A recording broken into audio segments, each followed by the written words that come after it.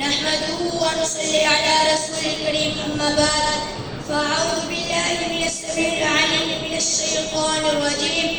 بسم الله الرحمن الرحيم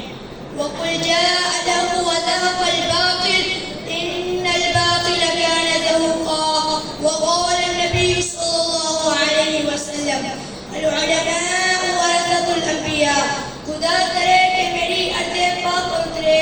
خدا کرے کہ میری ارض پاک پر اترے وہ فضل گل جسے دشے دوالا ہو واجب الاحترام میرے استاد کرام اور میرے مکتب ساتھیوں السلام علیکم وعلیکم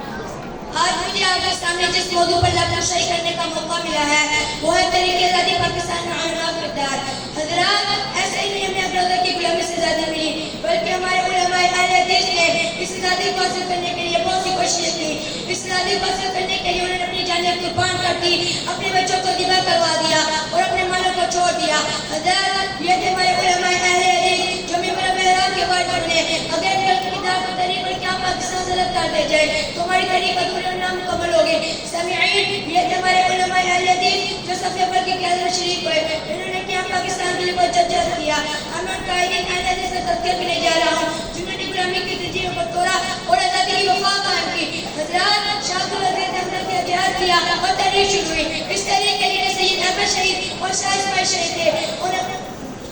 1831 کے بڑا موڑ کے مقام پر بے شمار ساتھیوں سے شہید ہو گئے حضرات جب میں نے طریقے پاکستان سے خط رہی تو مجھے قائد اعظم کے ساتھ مولانا داؤد قدری اور مولانا ابراہیم سیال موٹی جیسے علماء کھڑے نظر آئے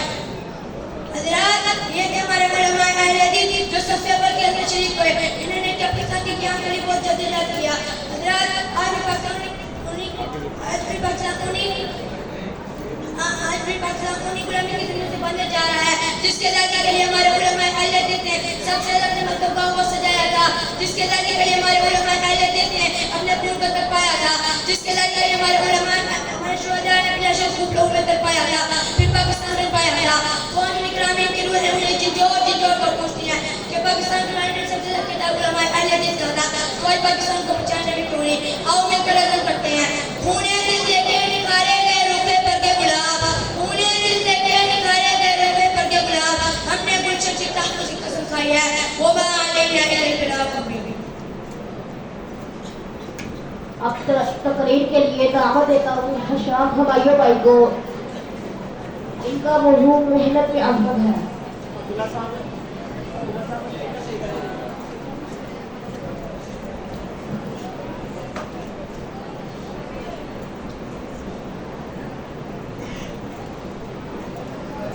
السلام علیکم ورحمۃ اللہ وبرکاتہ وعلیکم الحمد للہ الذی انزل علی نبی القرآن والصلاة والسلام علی خیر الانام اما بعد فاعوذ باللہ من الشیطان الرجیم بسم اللہ الرحمن الرحیم ولیس للانسان الا ما سعی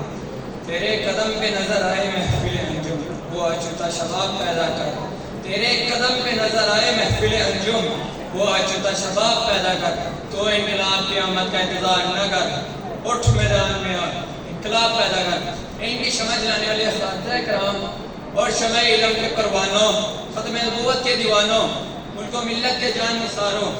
آج اس عظیم المرتبت محفل میں مجھ جیسے ادنا سے پاکستانی کو جس عنوان پر گفتگو کرنے کا موقع میسر آیا ہے وہ عنوان ہے محنت میں عظمت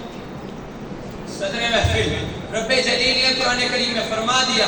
وَلَيْسَ لِلْإِنسَانِ إِلَّا مَا سَعَى انسان کے لیے وہی ہے جو وہ محنت کرتا ہے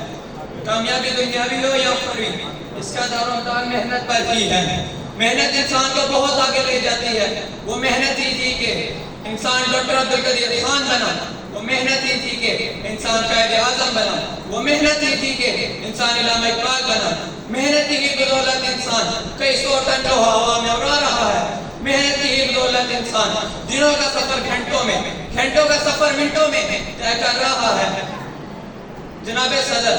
محنت سے ہی محمد بن اسماعیل امام بخاری بنے امام مسلم بنے امام ابو داؤد بنے امام ترمذی بنے امام ابن تیمیہ بنے اور محنت سے ہی احسان الہی علامہ احسان الہی ظہیر بنے ایسے خطیب کے شورش کشمیری جیسے قادر الکلام شخص نے بھی کہا جب ہم احسان الہی کی تقریر سنتے ہیں تو ہمیں احساس ہوتا ہے کہ ہمارے بعد یہ خطابت زندہ ہے